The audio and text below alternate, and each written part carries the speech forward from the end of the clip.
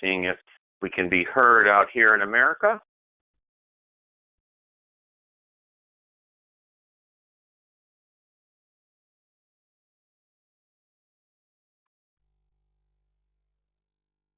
We're letting everyone get online here.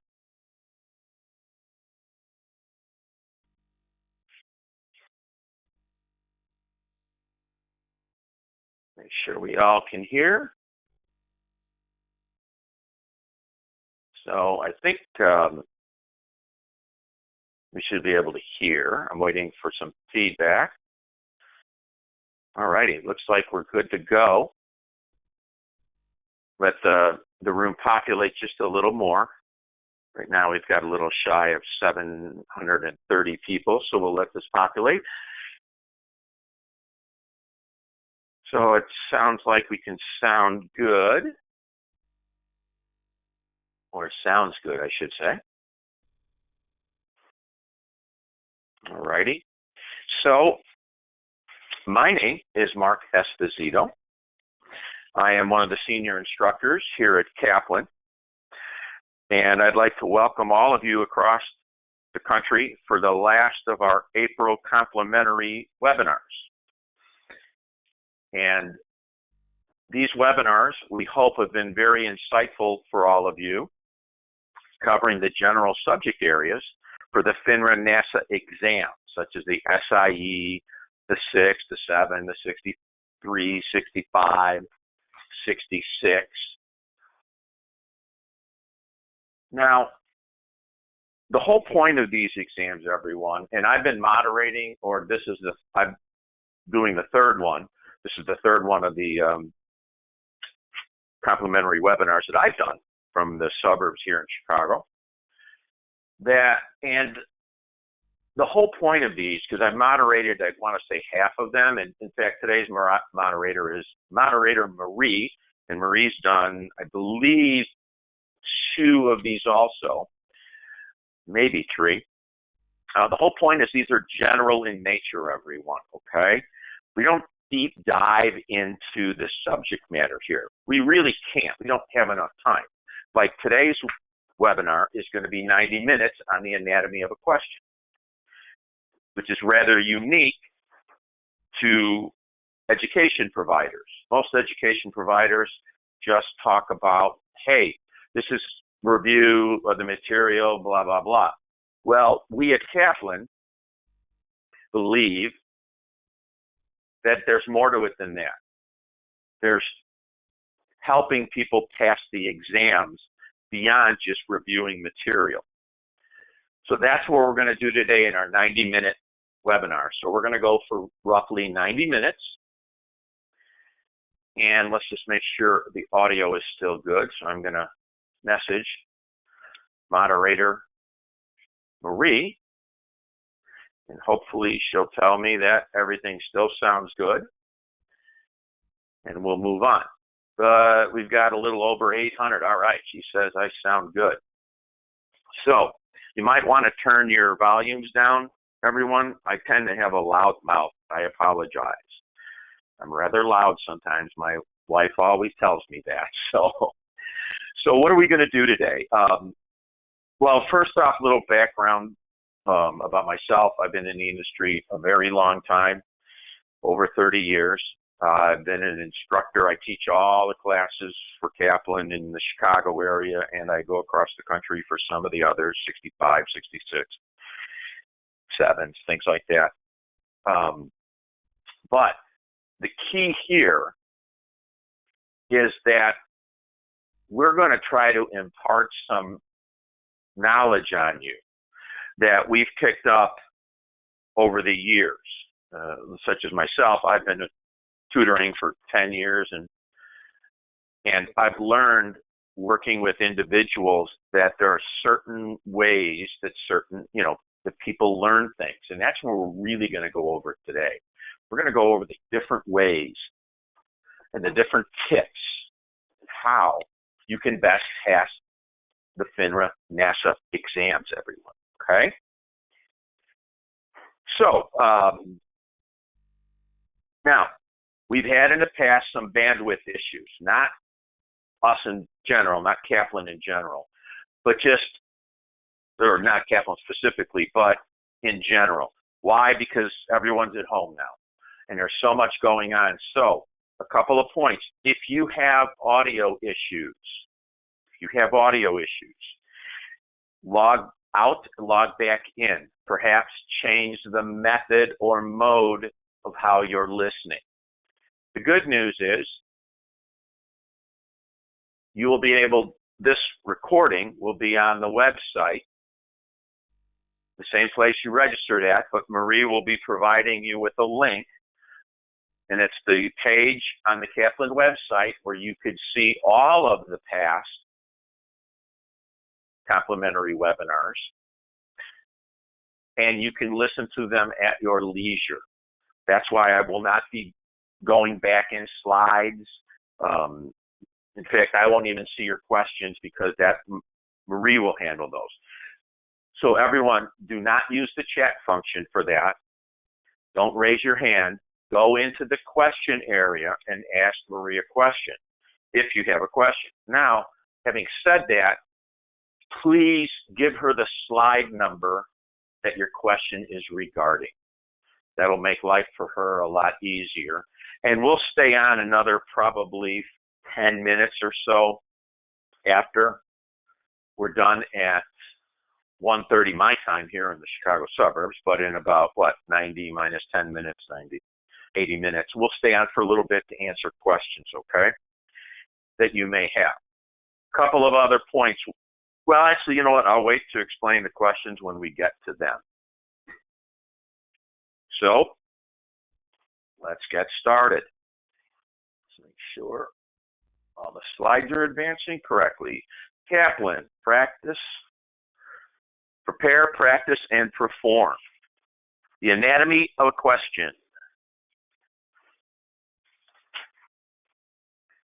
Okay, now, after this webinar, you should be able to replicate the Kaplan way, understand what type of test taker you are. And I'll talk about that in a little more detail throughout today. Hopefully, we'll show you how to use the various tools that you will put together along with Kaplan.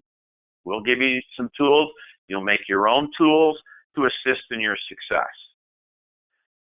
And why I enjoy this, because in my live classes that I do in person, I always like to talk about this.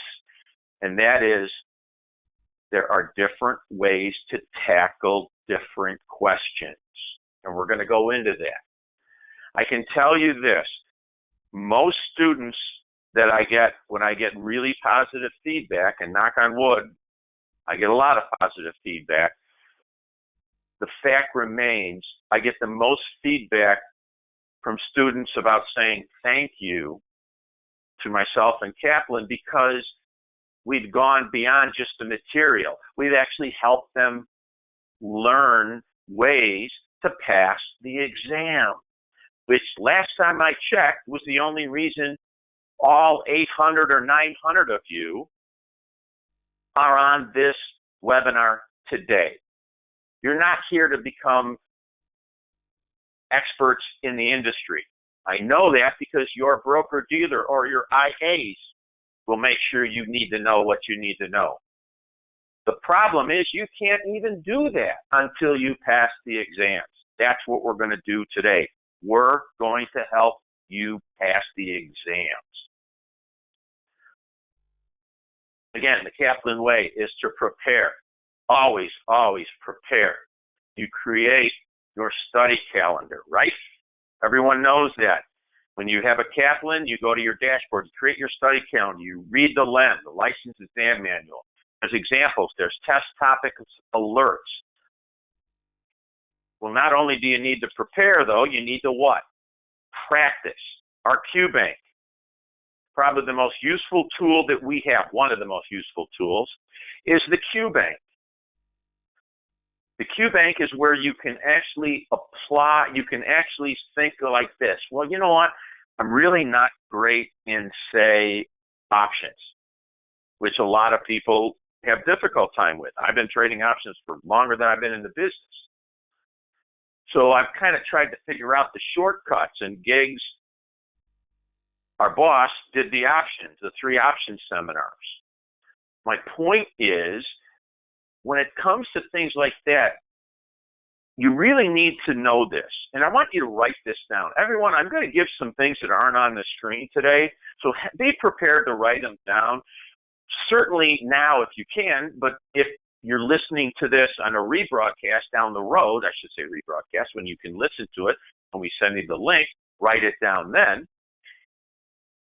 But I want to make sure everyone understands that these tests, these day and ages, when you go through these practice, the Kaplan Q-banks, you have to know why an answer is correct, right? That goes without saying. Why is the correct answer the reason? Why is this right? You know, what's the reasoning behind the question, and what's the reasoning behind why the answer is right? You have to know why the answer is right. And everyone on this webinar is going like, duh, tell me something else, Captain Obvious. But the other part about that everyone, not everyone, but a large majority of people neglect. But you know who doesn't neglect it? People who pass these things. They also want to know why the wrong answers are wrong. I can tell you from doing this for a long time, either as an instructor or a tutor, the number one thing I get from students is, hey, can I just do questions? Can I just learn the right answer? And that answer is emphatically no. For a couple of reasons we'll get into in a bit. But you need to know not only why the right answer is right, but why the wrong answers are wrong. And we're going to hopefully give you these tools we're going to talk about in a bit, and we're going to discuss to help you do that. And lastly, perform. The Kaplan way, as we like to say. We give you tools such as the checkpoint exams. Those are on each subject, a midterm. And then we give you 2 things called the practice and mastery exams. These are the 2 exams you can only do once. They replicate the real exam as close as we can. And what I mean by that is the difficulty of the questions, the difficulty of understanding those questions, the difficulty of understanding the answers, believe it or not. A lot of those things go into that. You only get to do the practice and mastery exam once each. Those are very good. We have found they are the closest correlation in our world, the Kaplan world, to passing the exams. You get a good score on the practice or mastery exams or both, you have a higher level, a higher probability of passing the exam, everyone, okay? The whole point of this is everyone understand this simple fact. You already know what you know, right? You know what you know. Using the Kaplan way, you're going to know or learn what you don't know, which is the whole point. You know what you know, but what don't you know? That's what we're going to work on today. We're going to show you ways to do that, okay? Now, are you mentally prepared? This is such a simple fact. I can't get over how many people don't think about this. Time of the day you take your exam. Now, if you're a morning person, you should probably take the test, let me think about this, in the morning. But if you're not a morning person, I guess that would be a late morning person or a afternoon person. Don't take the exam in the morning. Don't try to take it early in the morning. Don't schedule your exam for 8:30 in the morning if you're not a morning person.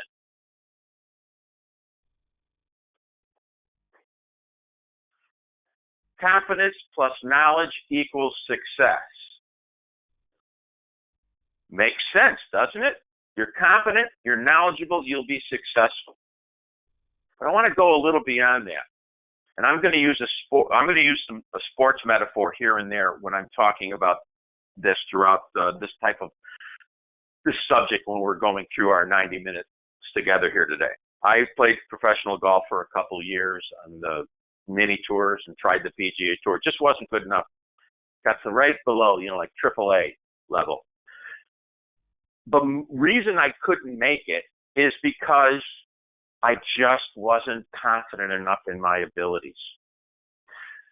Well, let's put it this way. Me being in the Chicago area all my life, except for the couple of years I toured the country playing professional golf many years ago, I'm pretty familiar with Michael Jordan and the Chicago Bulls winning 6 championships in an 8-year period. In fact, I believe ESPN, I know they have the Last Dance documentary on the 98, the last championship season of the Bulls. Well, let me just ask you something. Do you think Michael Jordan ever thought he was going to miss the shot at the end of the game that he wanted to take, he demanded to take? Well, history shows he missed slightly less than half of those. But do you ever think in his mind he thought he'd ever miss? Of course he didn't. All the great athletes, all the great thinkers, all the people who are very, very successful in life have a high level of self-confidence, not arrogance, self-confidence. Well, why wouldn't you apply those principles here? Of course we want you to know a lot of material. We get that. But frankly, I would rather you know a little bit less and be confident than the opposite, which is what? Knowing more, but not being confident. Why? Because you know what confident people don't do? They don't change answers, which is the number one thing you never do. And we'll talk about that later. You never change answers. At least you shouldn't, except in very unique situations, which we'll talk about. But it's all about trusting yourself. It's all about understanding what that is, being confident in yourself. Trust your gut. Don't change answers.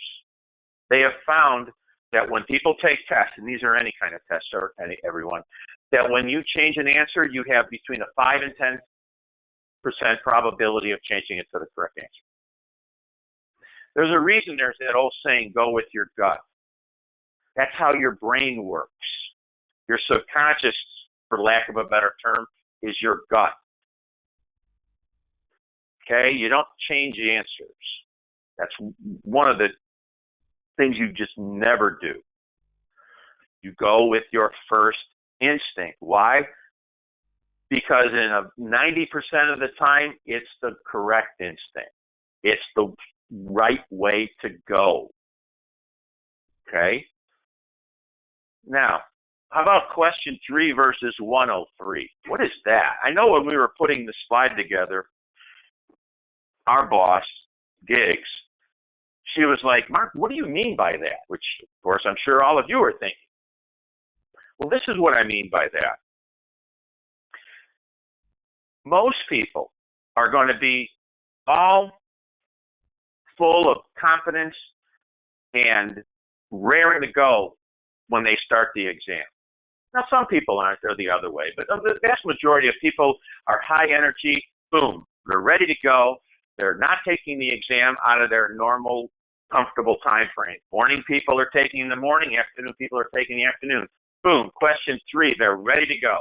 No problem. Answer it. Perfect. Compare that to your mental state and physical state on question 103, for example. All these tests have different number of questions, right? So let's just assume it's the old Series 725 questions with the 10 practice questions. And all these exams have practice questions, which don't count, but you don't know which ones that don't count. So anyway, my point is, I've had some students who have told me, because I have students in all the multiple classes, say in Chicago. I teach the SIE, then I get them in the 7, then I get them in the 66 class. And they tell me along the way that some of them have said, you know, Mark, by the end of the exam, I was so beat up mentally, I didn't even care how I did. I just wanted to finish and get out of there. Well, I don't know about you, but I'm guessing that most of you understand that that's not a good way to pass these exams. So how about you just think of it this way? When you're on question 103, I want you to hopefully remember the question or the answers or whatever it may entail in the most simplest way possible, that information. That's why when I teach, and a lot of Kaplan instructors do this because it's the best way to learn, you teach it in the simplest way possible. Because you know what? You may forget the complicated way when you're tired and beat up physically and mentally. So the only thing you remember is the what? The easy way. Maybe have an acronym for something. I always use this example. All of these exams, there's a really good chance that you're going to get a question comparing a taxable bond to a municipal bond, a tax-free bond. That's called the tax-free equivalent yield question. Now, there's a formula for that, and everybody loves formulas, right? Well, I'm kidding. Most people don't like formulas. So you can either try to memorize the formula, which is the best way to do it. Don't get me wrong. But if you can't remember that, I stress, hey, that formula, and I have air quotes going, that formula is nothing more than what your pay stub looks like. So people remember, oh, tax-free equivalent yield is like my pay stub. Everybody knows what their pay stub looks like, right? It starts with a what? Gross amount of money, and then we start taking out taxes. I hate that FICA guy. And we get down to what, everyone? A net amount of money. Gross, start to net. Well, if you can understand that, and I know everyone can, that's how tax-free equivalent yields go. Again, that wasn't an example to teach you how tax equivalent yields go. The whole point of why I just spent the last 2 minutes on it, 3 minutes, is because that is a way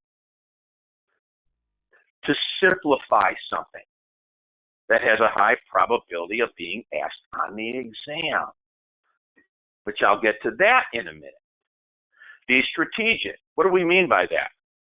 Well, what I mean by that is personalize the question and information.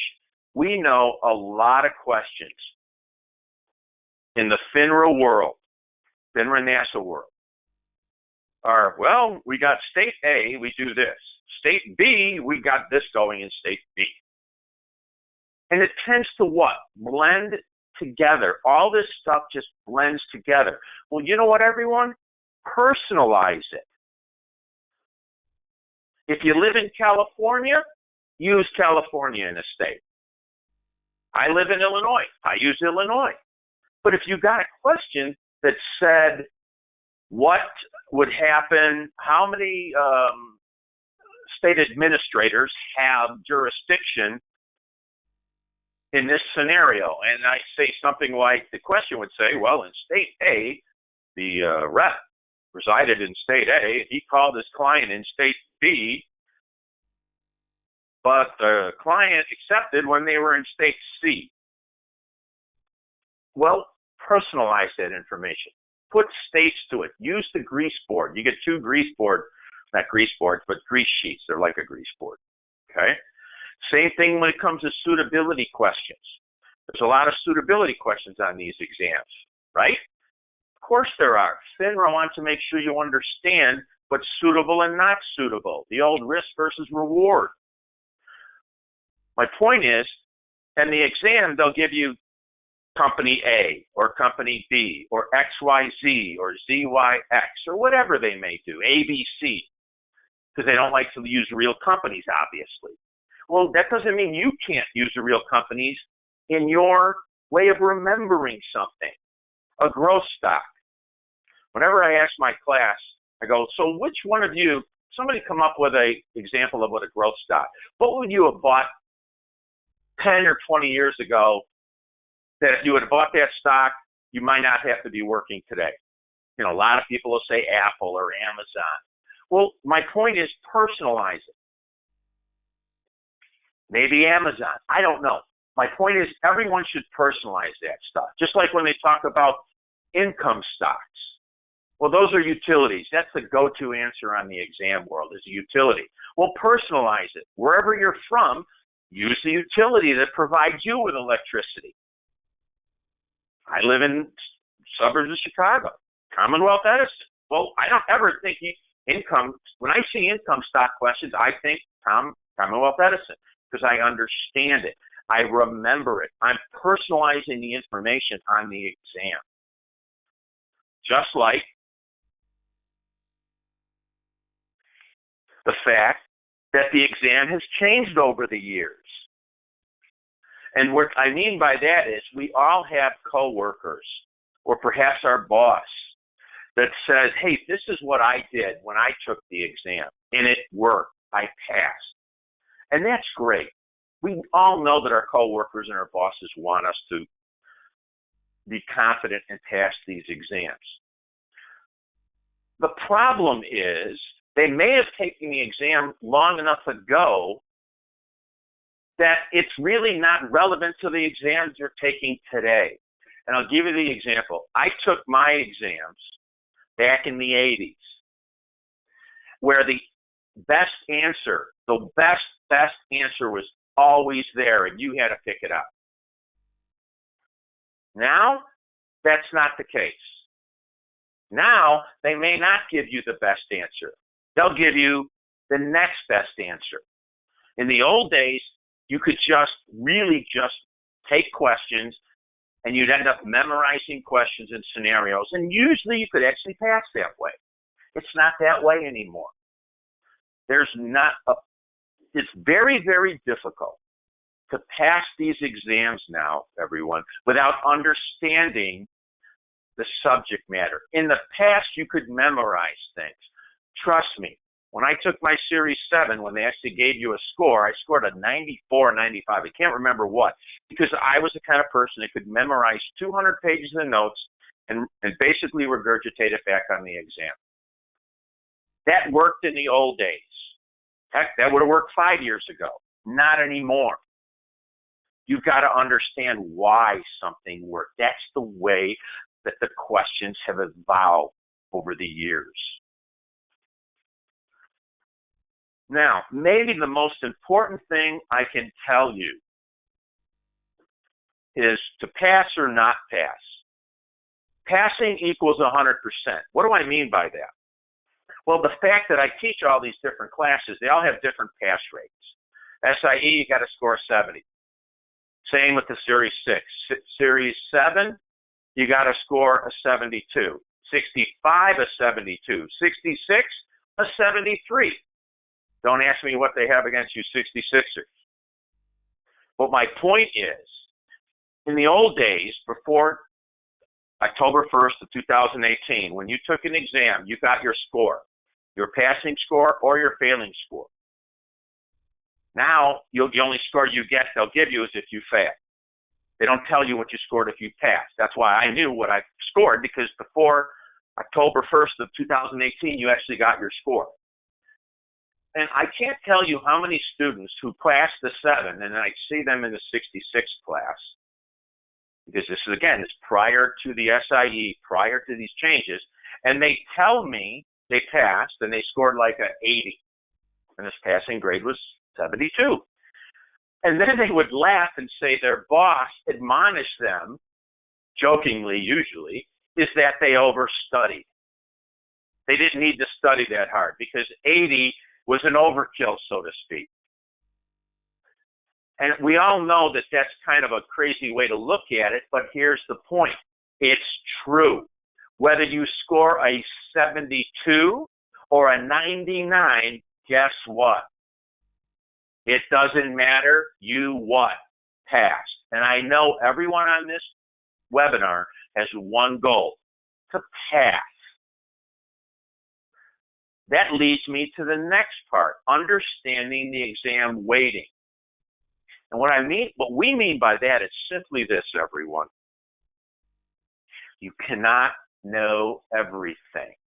If you look at our class LEM, our license exam manual, say example for the 65 or 66 class, I call it the coffee table killer book, because if I drop that book from the second story of a building and hit somebody on the head with it, I'd kill them.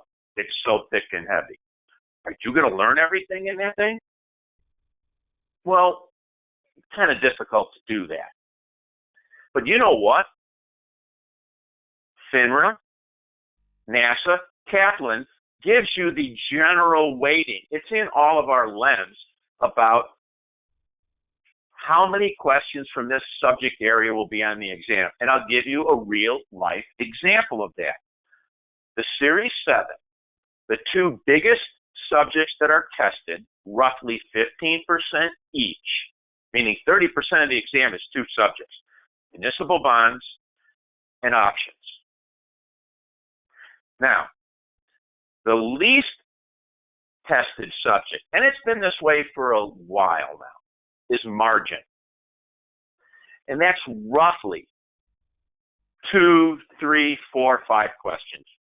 Probably not even that many. It's probably now down to 2 to 4. So let me ask everyone, out of a 125 question exam, where are you going to make sure that you know the subject matter better? In the options and municipal sections, where you're going to probably get an average of 18 questions each, or you're going to put all of your energies into knowing margin, which is the least tested subject. I think you know where I'm going here. You also have to recognize the test terminology. And what do I mean by that?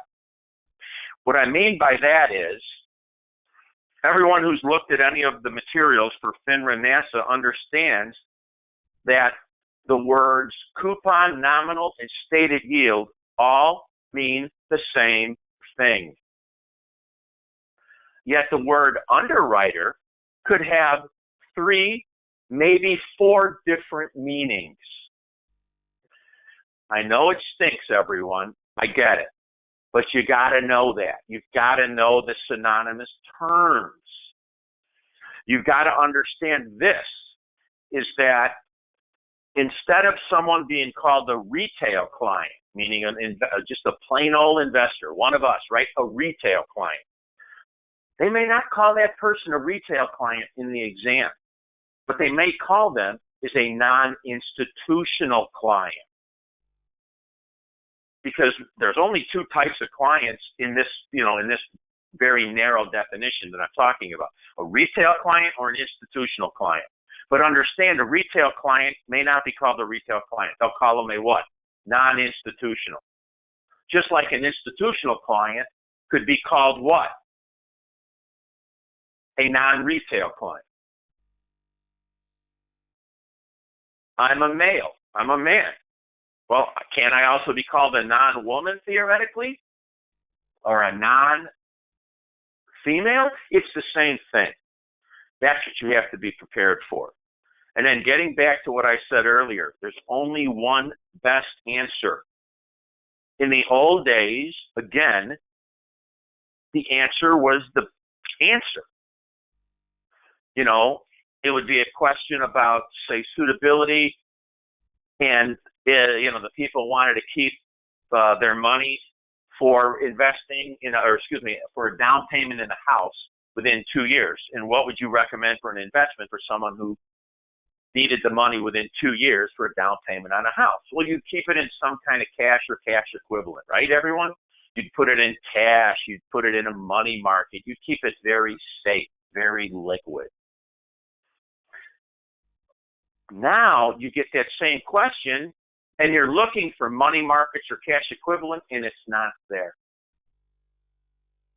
You have to choose what I call the best of the worst answers. Usually in a question with 4 answers, There's usually two that you can eliminate fairly quickly. But then there's two answers. One of them may be 50% correct, the other's 70% correct. You have to figure out which one is more correct.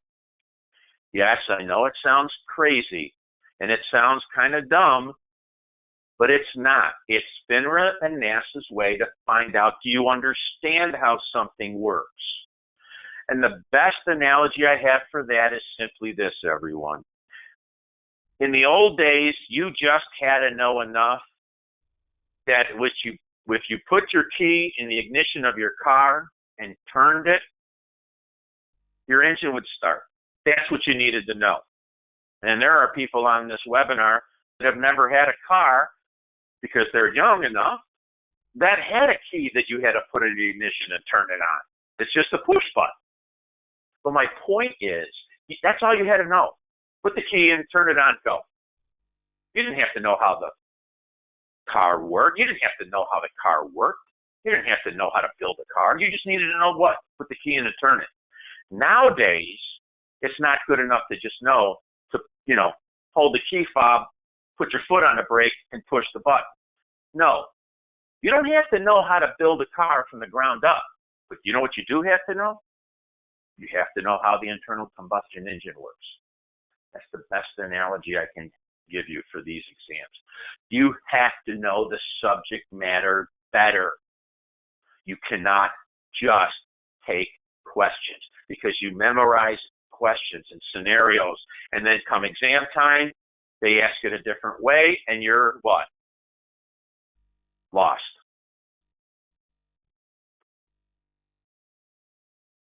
Now, oops, went too fast there. Sorry about that. Let's go back. So, what are some of the tools we use? Well, everyone knows what a T-chart looks like from Giggs's presentations on options, okay? Well, I've got a T-chart that I want you to use as a tool also. Understand what I'm doing here. We all know about review questions. And what I mean by that is, we all know that you can mark with a check that you can review a question at the end of the exam, which is important. But take it a step further, everyone. Use a part of one of your two grease board sheets and put a T-square up yourself. Call it the review questions. One side will be not sure of the answer and the other's wording. Now, what do I mean by that? What I mean by that is not sure of the answer. You went with your gut, and you're pretty sure it's answer B or answer C or whatever it may be, but you're not 100% sure. So what do? You put that question number on the left side of the T-square. And then you may run across a question where the wording is confusing. It may be a long-worded question, or it may have some terms you're not 100% sure about. But more importantly, it's about reading. It's about the wording. It's not about knowing the right or wrong answer per se. It's about missing the word non in front of binding when they talk about indications of interest. There's only a 180-degree difference, isn't there, everyone, between a binding indication of interest and a non-binding indication of interest? And for those of you that think you would never miss that, trust me, in a paragraph-long question that's near the end of the exam, and you're beat up mentally and a little tired physically, and you get that question, it's very easy to miss those. So you put those, question 15. My whole point about this, you go through the exam doing these, okay? And at the end of the exam, hopefully you have enough time for review. What my point is those questions in the left column, the not sure of the answers, you review them one time, and you never change those answers unless information in a question that came after that question invalidates your answer. Then you change it. But my point is, you only do that once. If you don't get any information in those questions to change the answers, you uncheck them. You don't touch those, you don't look at them anymore. They're done. You never change those. The ones you have to be careful of are the wording ones. You have to read the question again, slower. You may have to read it 2 times. Make sure you didn't miss a key word. Because the worst thing you can happen in an exam is you get a question wrong where you knew the right answer. But you got it wrong because you read it too quickly or you didn't pay attention to a word. Use that, everyone. Some people find that very helpful to have that in front of them. Others don't. The point is, these are all different tools. Speaking of tools, we have our little Pac-Man, Ms. Pac-Man. Helpful tool that we use in options. What's the helpful tool here, everyone? Well, what are you doing? Look what we did here. We put a box around the word long, and then a box around the word call and put. This is our way to, of course, obviously recognize what a straddle looks like. My point is, do things like this, especially for options. That way you learn, you recognize what it is. You learn, your brain is trained to see, oh, when I buy both a put and a call, and it's the same strike and same month, that's a straddle. Again, this isn't about a straddle per se. It's about a way for you to what? Recognize patterns. Recognize what you're doing. Another one is another dump sheet. And these are all dump sheets, gang, that you can, these are dump sheet materials. Remember what a dump sheet is. That's the information that you can dump on one of your grease boards. The things you memorize, just put right on there that maybe you're a little iffy about, you want it in front of you. These are one of them. Another helpful tool is use an acronym. So when I teach a class and we talk about broker-dealers, and we're just talking about the dealer side here, I tell people, well, when you hear the word dealer, what do most people think of? They usually think of a car dealer. And then with a car dealer, you got to remember the acronym DIFL. Yes, it's crazy, but you got to remember that dealers sell out of their own inventory, acting as a principal that charges markups and markdowns. My point is, the acronym itself helps you remember it. And that way you can answer the question from there. Acronyms are a great way to remember things, just like this acronym, probably the most famous acronym in our industry. Again, I took my test back in the 80s, and this was on the material, the testing material, Slob's Bliss. And I'm not going to get into it. That's not what we're here for. What we're here for is you just remember a term, Slob's Bliss. Trust me. If you're in the industry any length of time, and you hear someone use the term Slob's Bliss, in a social situation, you'll know exactly that person's in our industry because nobody forgets it. Okay? But notice what we've done here. Again, it's subtle, but it's the way the brain works. The brain takes mental pictures. A picture's worth 1,000 words, as they say. Notice the sell orders are in red, but the buy orders are in blue. Train your eyes. Train your brain through your eyes. Another helpful tool, the famous bond teeter-totter. Gotta love the bond teeter-totter here. Again, there's not a question that you cannot answer that talks about the relationship of yields. And everyone, this is in all of your exams. This would be in a 6, a 7, a 65, a 66, maybe even a 63, SIE. Our point is, this is a tool, okay? It's just a tool. But that's a tool that'll help you answer basically 90% of any bond deal relationship questions on any exam. Whenever you take a Kaplan class, whether it's in person or online or using our instructor link, ask the person from Kaplan, hey, you got any helpful tools that they may have? Everybody looks at things differently. Whenever I teach a class in person, I always ask, look, I don't have the only way. I've been doing this a long time, and I think of a lot of different ways to do things or to remember something, but I don't know them all. So I always ask for feedback from the students. Hey, who's got an idea a way to remember this? There's some crazy acronyms I've heard in my life. The point is they're not so crazy when they help you pass the exam. Right, everyone? Here's an example, another tool. Everyone loves math, right?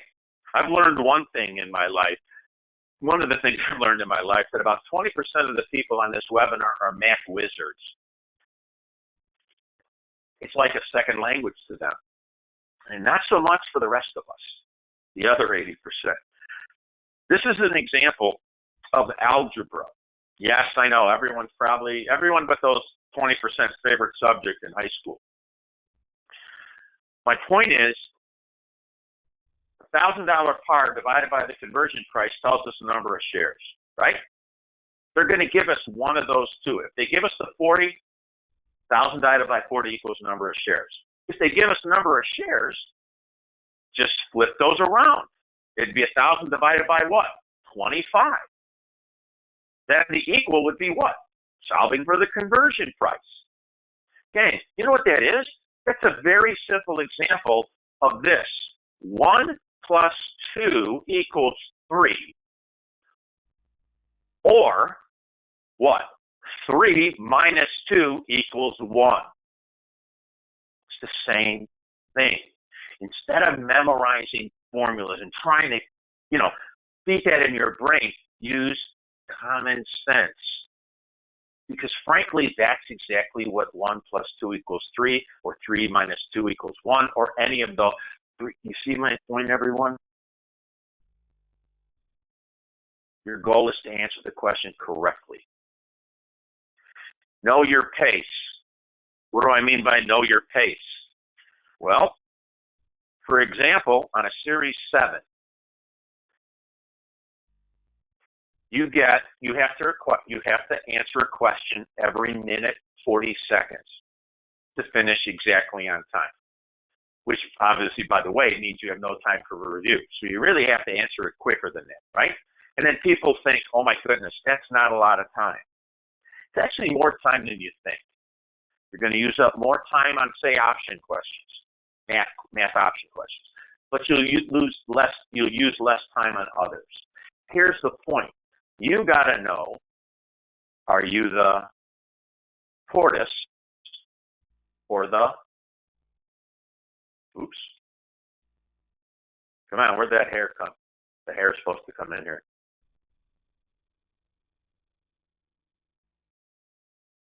Oh, come on, where's the hair? There it is. It went so fast I missed it. Are you the tortoise or the hare? What do I mean? Well, you need to know if you're slow, if you find that you take practice exams or a practice and mastery exam and you're running out of time. Why? Probably means you're spending, obviously, too much time on questions, but why are you spending too much time? Is it because you're having trouble with the verbiage, or is it perhaps you're having trouble with the answers, or just, why are you a person that takes more time? Compare that to the hare, where you have to slow down. I've had students that have told me they've taken, let's say they get 3 hours to take the exam and they're done in an hour and a half. Well, that's great if they pass. But there's plenty of people that took it quickly. They don't believe in reviewing questions. I don't get that at the end. And they failed it because they went too fast. Neither are good. The key is, which are you? Are you a tortoise? Are you a hare? And frankly, there'll be people on this call, probably 30, 40% of you, that don't have a problem with time. Great. But if you're not, if you do have a problem with time, figure out why you're having a problem with time. Okay? And yes, you're given a calculator. And it's that fancy 4-function calculator, right, everyone? It does all 4 functions: add, subtract, multiply, and divide.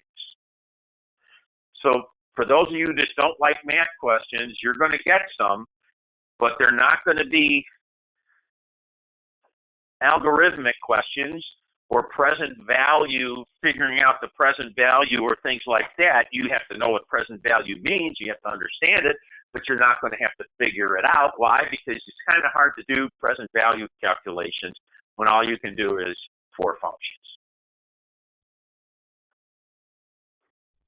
Now, what's break time? I've had a lot of great tips from my students over the years, and we're going to get into a couple more when we use our last half hour or so to go over types of questions. But maybe the best tip I've received in the last couple of years came from a student of mine in a Series 7 class about a year ago, I want to say. And I can't remember if I was in Chicago or someplace else in the country with that class. But she told me that the reason she passed for Series 7, because it was actually a Series 7 student that I had in the Series 66 class. I take that back. But when she was taking her Series 7, which is the longest exam, pretty much that in the 65, she took a break. And I said, wow, you got up, went to the bathroom, got water. What did you do?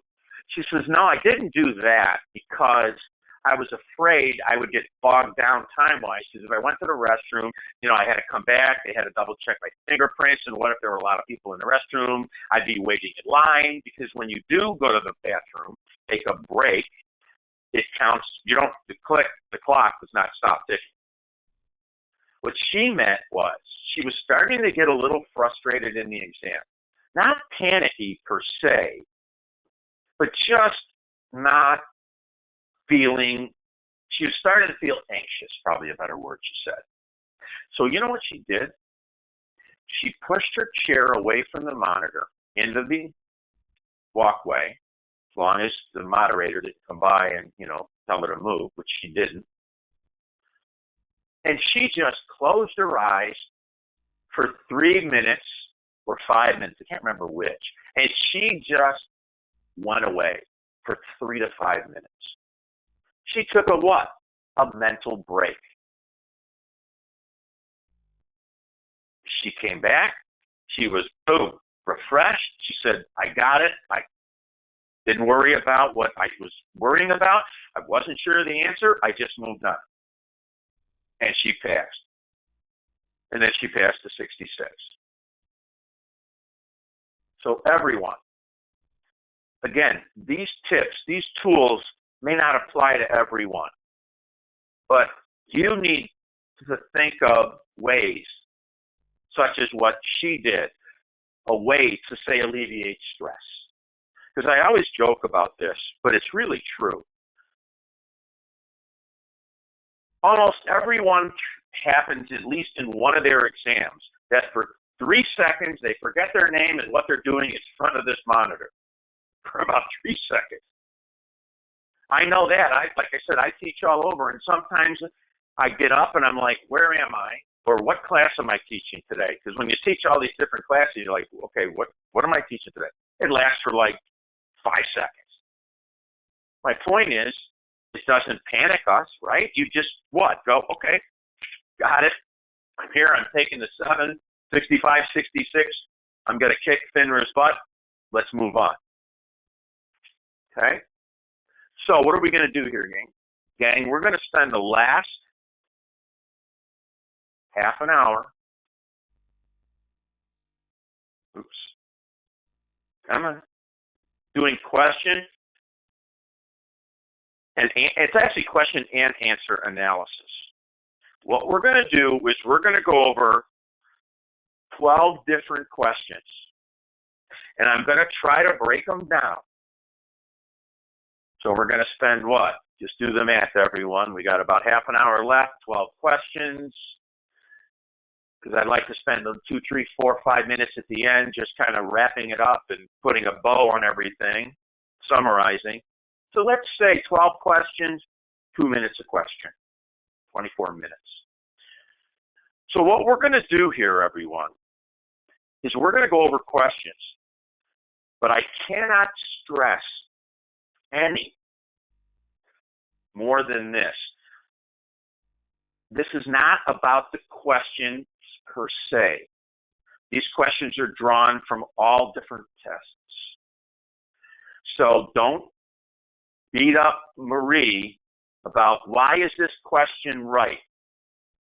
Because she's not going to go in, or why is this answer this way and this answer is wrong? No, this is not a question. This is not a segment on the questions themselves. Remember, this is about understanding how to answer, how to tackle, how to attack certain types of questions. I am going to give you the answer, yes. I was debating whether to give the correct answer or not or move on, but I'm going to do that. Okay? But don't worry about why or the particular question of the subject matter. Okay?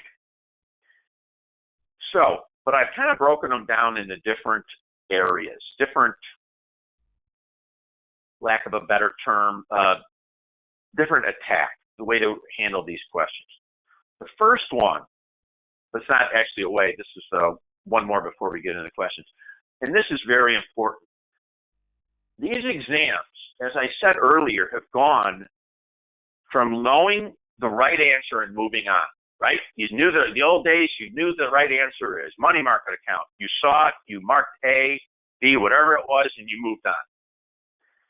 And that still works on about a third of the questions.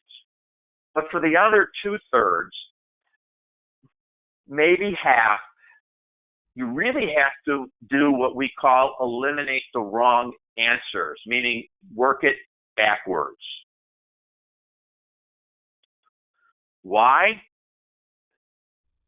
Because everyone, and I want everyone to write this down. It's not on here. I purposely did not put it on the slides because I want you to write things down. Again, this goes to the whole theme of what we're doing. Everyone, the worst way to remember something is to just hear it. That's why when you go to a party with no name tags and you talk to someone for 3 minutes and then you walk away and talk to 2 other people and then 10 minutes later you see that original person and you can't remember their name. It would have been better if everyone had what? Name tags on. That way, because a better way to learn something is just not to hear it, it's to hear it and see it. You see the person's name tag. But the very best way that the brain learns is to hear it, is to see it, and for the person, you, to write it down. You hear it, you see it, and you write it down.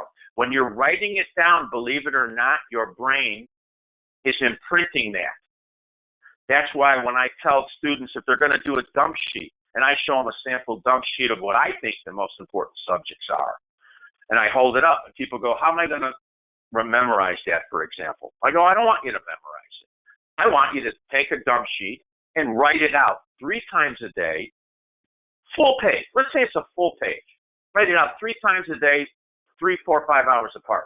And write it out by look at it and write it. Look at it and write it. Look at it and write it. Do that Monday. Do that Tuesday. Do that Wednesday.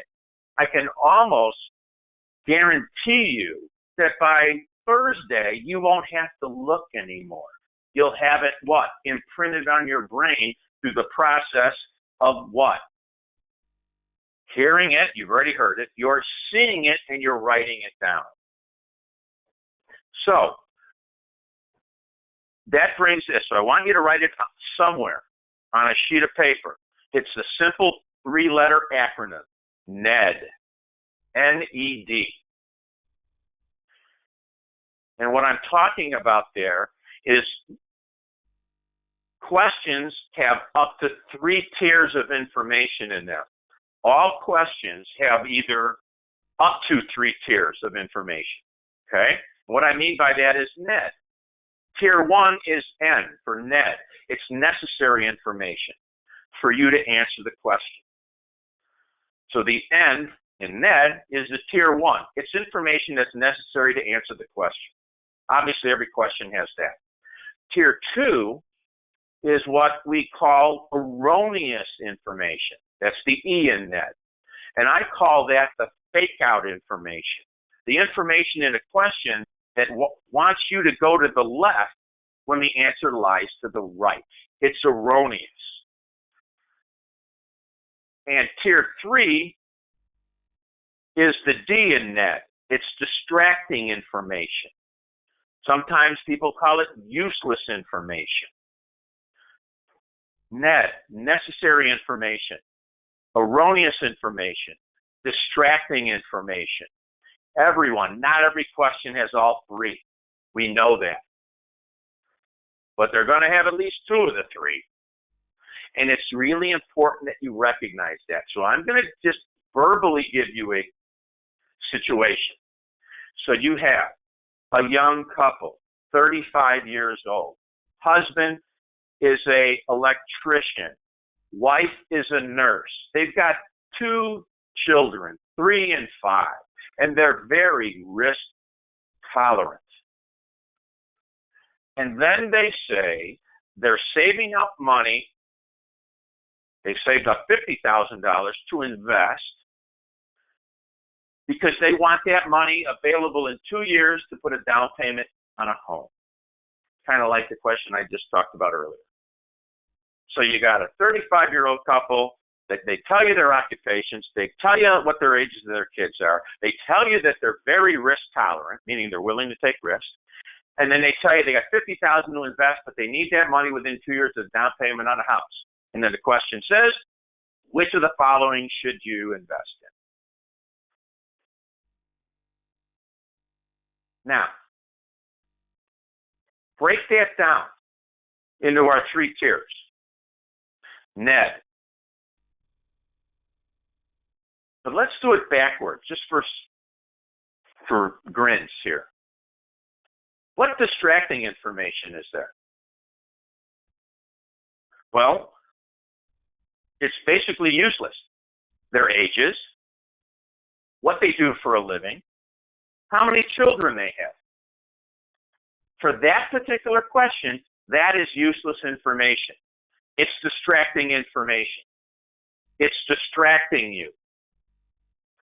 For that particular question, remember everyone, these are suitability. This is a suitability question. All of that can be important, but in this question, it's not. What's the erroneous information? What's the fake out information? It's the fact that the question told you that these people were risk tolerant, meaning they were willing to take a lot of risk. Yes, that's great, but that has no bearing on the question. The question said, what do you have to invest in to make sure these people's $50,000 is there in 2 years, at least $50,000 to put as a down payment on their home? It turns out there's only one piece of necessary information, which is what I just told you, that they needed the money in what? 2 years. That is the only useful piece of information on the exam. And you have to what? This would be a great way where we would eliminate the wrong answers. So we go through it. We have all 3 answers, and what will we do, everyone? A is wrong. We'd mark it out. By the way, we're doing this on our dump sheet if need be. Put it on your dump sheet. Question 17, A, B, C. Do this. B's correct, but you're not done yet. You're going to make sure that what? You don't stop. Make sure you read the full question and you go through all the answers. Wrong? Wrong? You're done. Okay, now, first one, confusing verbiage. Now, I'm not going to read that to you. I'm not going to insult anyone on this webinar. We all can read. Why is that confusing verbiage? Well, you got what?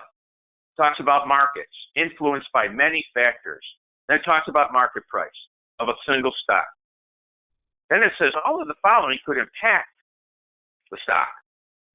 Then it's got like words to some extent.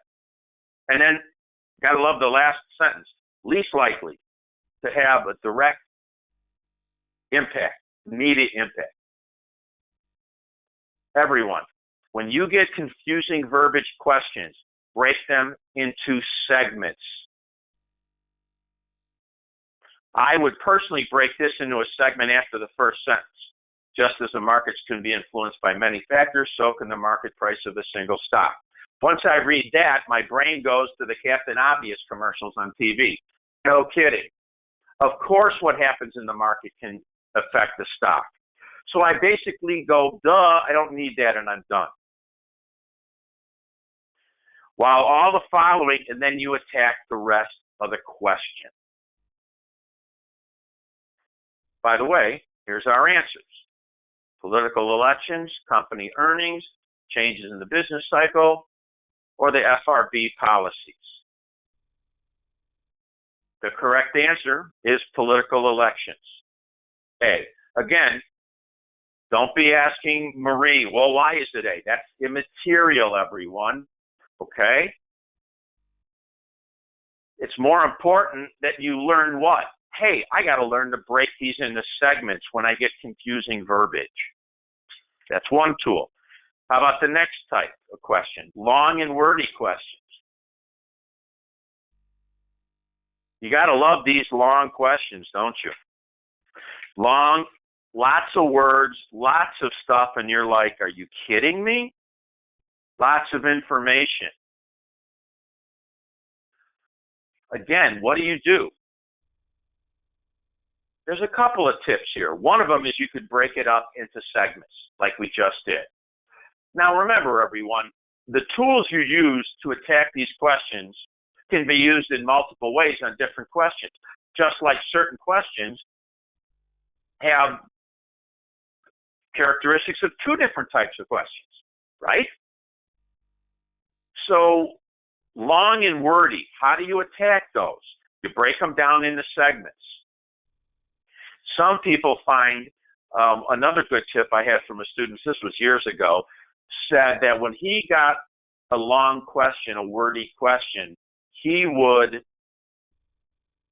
read the last sentence of the question first, because that told him what he needed to know, what they were looking for, I should say. Okay? But again, when you get long and wordy, break them into segments. Highlight the words that are important. Like in this question, I would highlight the information about insider information. And I'd highlight the research scientist. Why? Because that points me to where they're getting their information from. Now, look at all the other stuff. A new polymer, strong light girders of building construction. Gang, does that matter what the heck all that is? This is an insider trading question. Break it down to what it is. Did the person use material insider information to avoid a loss or make a gain? You read the rest of the question, it starts with what? The question starts to make sense. And then next to the last line there, you highlight what? Least likely to be found liable, least likely. Why is that important? Because if it said most likely, it only turns the question 180 degrees. And maybe 80% of the QBank questions, or wherever you're getting your questions from, was always most likely, but now you see least likely.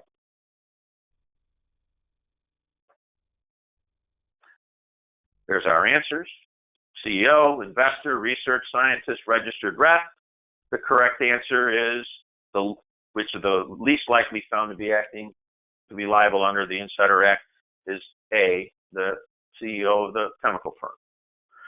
Next question, true or false questions. Okay? How do we know it's true or false? Because it's got except there. All the following except, meaning which one is a false statement, which one is true. Hey, 3 of these things were the definition of an IA was expanded. Well, which of that is a false statement? And let me stop for a minute here. Okay, everyone? Everyone needs to remember this fact. When it comes to true-false questions on any exam, all the studies have been done, not just our exams, any exam.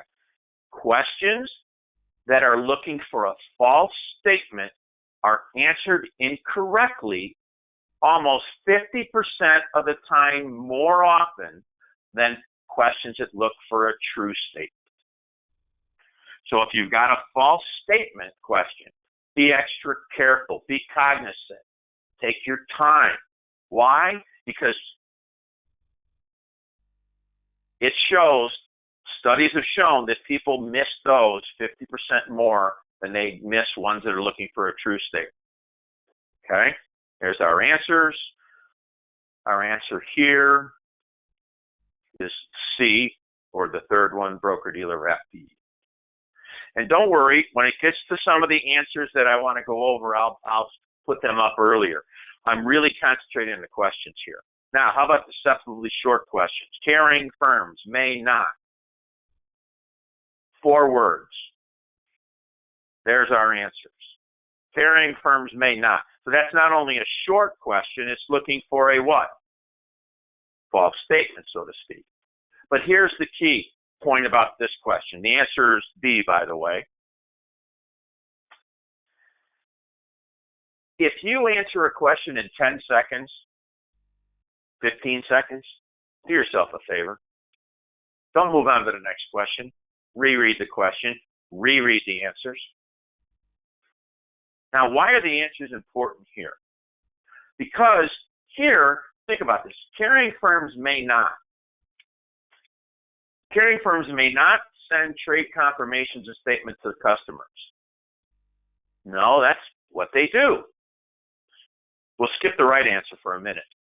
The third answer, execute transactions for a customer. No, that's exactly what carrying firms do, broker-dealers do. And last but not least, carrying firms clear and settle transactions for their customers.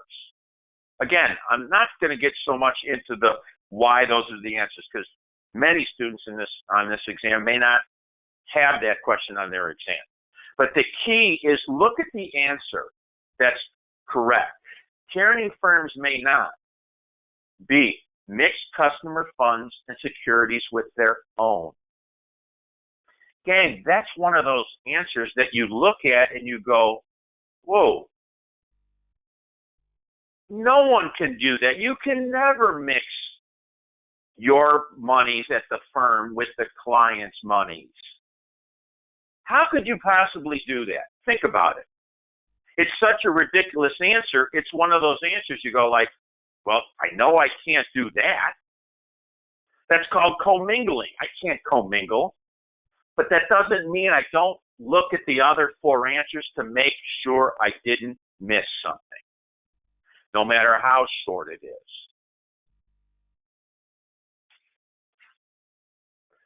Now, how about subjective versus objective questions? Now, what do we mean by subjective versus objective questions? Meaning we got to know what the terms mean. Subjective is, hey, it's kind of like, for lack of a better term, it's kind of an opinion. It's subjective. Depends what viewpoint you're looking at. It's very subjective. Objective is when I'm trying to look at it from a factual standpoint, from a more of a, okay, what is the actual facts here in this question? During a discussion with a customer of a potential investment opportunity involving securities, standing alone, all the following would likely be permissible except. Heck, just think if they put the word would least likely be non-permissible except. Then you got the old double negative, right? And that's not something we don't have up here, but that's another thing you got to think about. Double negatives, right? If that said would least likely be non-permissible except, well, then that just means what? You wipe out the two negatives, and it means what would be permissible. But here it's just what it says in front of us. Now, this is a perfect type of question for suitability. Because suitability, everyone, is a fairly, there's a lot of gray area in suitability, frankly. So you got to be careful. And remember, this is where you got to go back to common sense. Look, suitability is what? When we tell a client about an investment, the thing we have to tell them above anything else is what's the maximum downside? What's the bad news I can get? What's the most I could lose? We can tell them how wonderful it's going to be, but we got to give them the what? Downside risks first, right? So this is the type of question that you have to understand the answers right here, and they're wordy, so you got to read them. This is one where you can actually break down, but highlight the key words. So in the first answer, the registered rep points out that the tech firm has a brilliant product idea, and the CEO has an advanced degree in science. Okay, now the advanced degree in science, that's great. That's a fact. That's objective, right?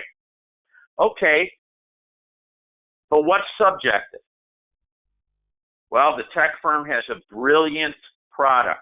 Let me ask you, everyone on this call, on this webinar, how do you think that would fly with the regulators if they had a problem? When you said, well, I told the client it was a brilliant idea from this firm. It's a brilliant opportunity. That's very subjective. That's the correct answer. You can't say that. You could say everything else. The registered rep pessimistically implies that the investment has a good chance of losing money as well as gaining. Well, there's nothing wrong with that. That's telling them what? That's an objective and telling them what? Again, what's the worst case scenario? The third one, the registered rep pessimistically implies that the investment has a good chance of losing money as well as gaining. And I just realized that's the same answer. So I apologize. Sometimes they'll actually do that in the FINRA world. The fourth answer, the registered rep shows the customer a brochure with a chart showing the best and worst case scenarios for the product development over the year. Well, that's fine. Why? Because they're showing what, everyone? The best and worst case. It's very, very what? Objective. That's the key there. Next type of question, lots of information. I always like to say when students get a question like this, if I had you hooked up with a heart rate monitor or a blood pressure monitor, your BP and your heart rate would spike. Why? Because people look at it and go, where do I start?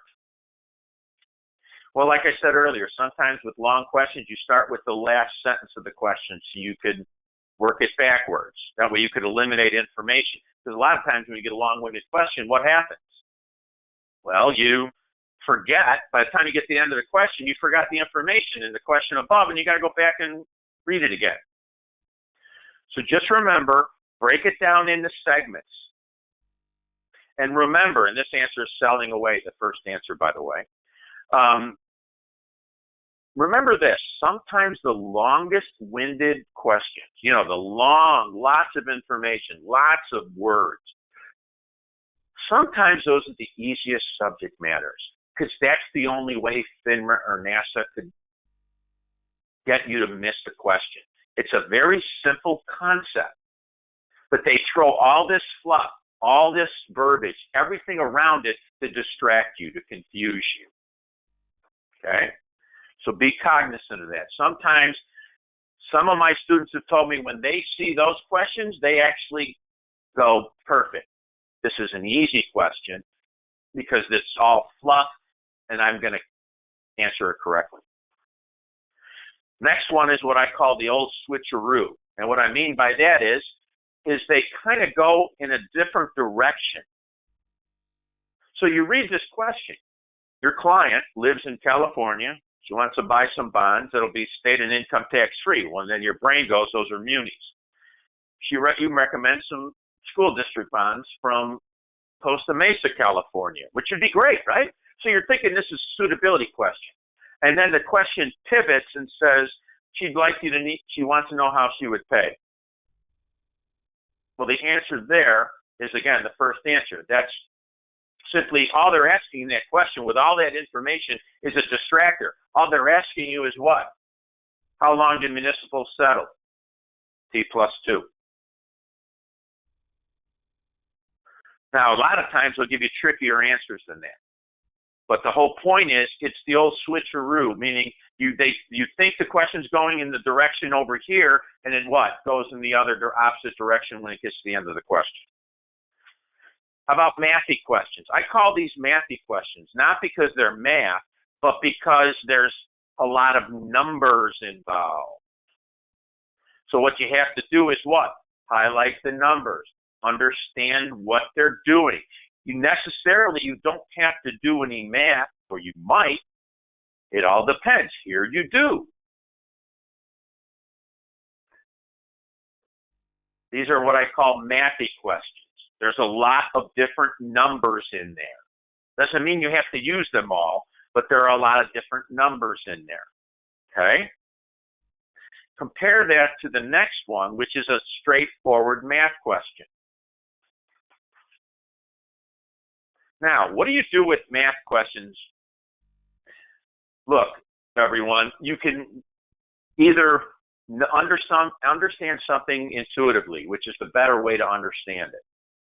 The better way to understand this is you would know the answer is A. Just because you understand it, the net income is increased by 10%, but the outstanding shares only increased by 5%, that means the earnings per share has to have gone up. But if it's the end of the exam, question 103, everyone who has issues that could have that issue, put in numbers. Do it yourself. Use your grease board. What do I mean? Well, if the net income is increased by 10%, put down net income went from 1 million to 1,000,001. And the number of outstanding shares went from 1,000 or 100,000 to what? 105,000. Compare the two answers. You'll see that the earnings per share has increased. My point about math questions, everyone, is remember, you can reverse engineer most math questions as long as one of the answers is not none of the above. That's an old test tip. How about where's Merriam-Webster? Where's the unknown words? I don't know what that word axiomatic means. It's axiomatic that investors should a long time rise and should. Well, sometimes, I'm not saying all the times, I'd say half and half. Half the time you got to know what the word is. The other half, try this. Black out the word and then read the answers. Investors with a long time horizon should. What? The answer is B as in boy. Allocate a higher portion of their portfolio to equities than they had for the short time horizon, the old risk versus reward. The key is what, everyone?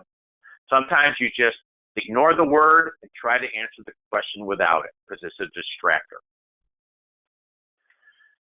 A doppelganger, otherwise known as a fancy way to say it's a look-alike. And now it's not the question that's a look-alike, it's the answers. Look at that. You got the word exports and surplus. Then you got imports and surplus in the answer. And then the third answer, you got exports and deficit. The fourth answer, you got exports and deficit. I'm just going to go to the next question and guess. No. Break it down. If you don't understand why a weaker dollar leads to the answer A, at least narrow it down. If you know something, that way you can at least get rid of the answer that has imports in it, or perhaps exports, or perhaps payment deficit or payment surplus. Again, I don't care about the particular question per se. This is how to handle it.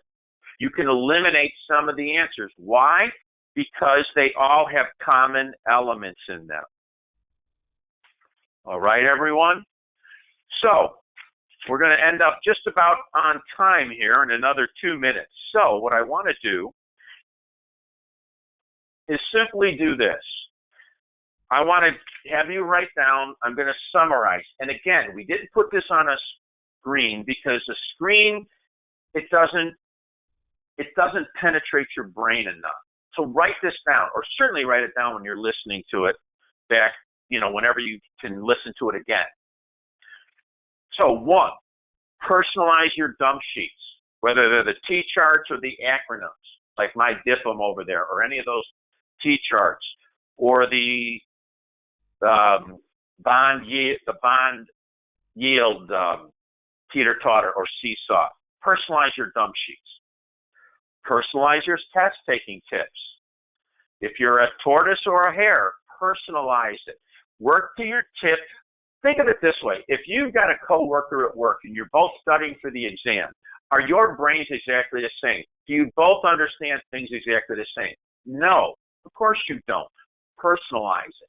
Just like you have to personalize how you handle certain questions. The third tip, use that grease board sheets they give you. They give you 2 of them, which is actually 4 because they're on both sides. Here's a key tip that's got nothing to do with the exam. If you're going to write on both sides of that grease board, be careful not to move it around because you'll smudge it on the other side.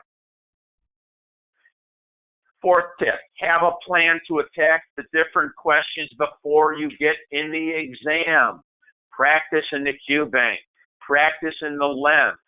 Practice how you attack the questions. That way you're not surprised when you get to the question in the exam. And last but not least, your goal is to pass. Your BD or your IA will teach you what you need to know to become an expert in your field. Your goal is simple. Pass the exam in front of you. Everyone, it's been my pleasure doing some of these or moderating them. We'll hang around to answer some questions. Marie will be doing that. I do not know what the future holds for these, whether we'll be doing these again or not. I do not know that, but I look forward to working with many of you, hopefully, in future in-person or online classes. We certainly appreciate you choosing Kaplan. We're the largest education provider in our industry, and if I can say so biasly, we're the best. Everyone, stay healthy.